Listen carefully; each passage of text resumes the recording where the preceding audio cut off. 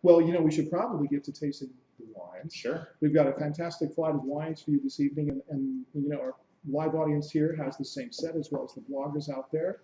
And so let's talk about this first wine.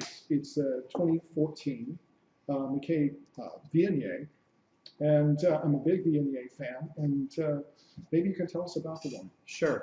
Well, McCay Cellars, Michael McCay is one of our growers and newcomer producers and newcomers to the Lodi region as well. He's only been around for a little over 20 years now. In terms of living here in the Lodi region, had originally been from the Bay Area, and was drawn to the community and the sense of place, as well as ability to grow great grapes here and work with some fantastic vineyard owners and wine grape growers to source for his wines. Michael does a number of different Zinfandels, but he also has some beautiful white wines, including the Viognier that you have in front of you today. So this is out of the McCay River sub-appellation of Lodi.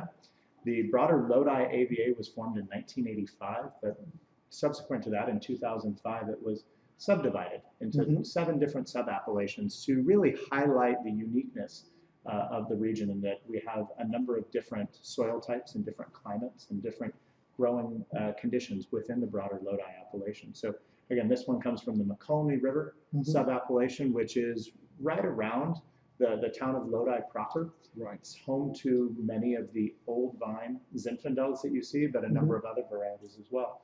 And maybe, Kyle, you could talk a little bit about some of the soils that we find in the McCay River. Yeah, I feel like sandboxes, sand. It's these wonderful, amazing sandy loams that we have in that area. And we have the McCay River wasn't defined many years ago. It used to just flow freely through this region, and we had these wonderful deposits of granite and whatnot coming off the Sierras that have just kind of landed in there. And so it's not uncommon to find areas within that sub-appellation of these sandy soils that reach incredibly deep. And part of why I think some of these older vineyards, especially Zinfandels, have done so well and have been around for so long.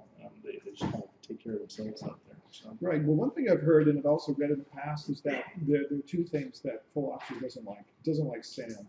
It also doesn't like to be flooded. It doesn't like water. So it would stand to reason that you've got a lot of old Zinfandel vineyards with sandy type soils. Yeah. Yeah. Oh yeah, absolutely. Yeah. And they're thriving and doing amazingly well. And many vineyards well over 100 years old. So, yeah, it's that wonderful gem that we have here that is hung on.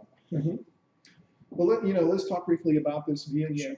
Just put my nose in the glass, and it's spot on for the variety. And it's got a lot of beautiful white flowers and jasmine, and then in terms of the fruit quality, it's very pure peach, stone fruits, sweet citrus, tangerine, and then on the palate, it's got that little bit of phenolic bitterness. But the reason I love this wine so much is just that there's a little bit of restraint to it, but you have an absolute expression of the variety that's very elegant and very pure, but it's still it's itself. It can only be what it is. Absolutely. And some of those rich fruit flavors are really nicely developed in all regions, but for the whites, especially in the McCay River AVA as well.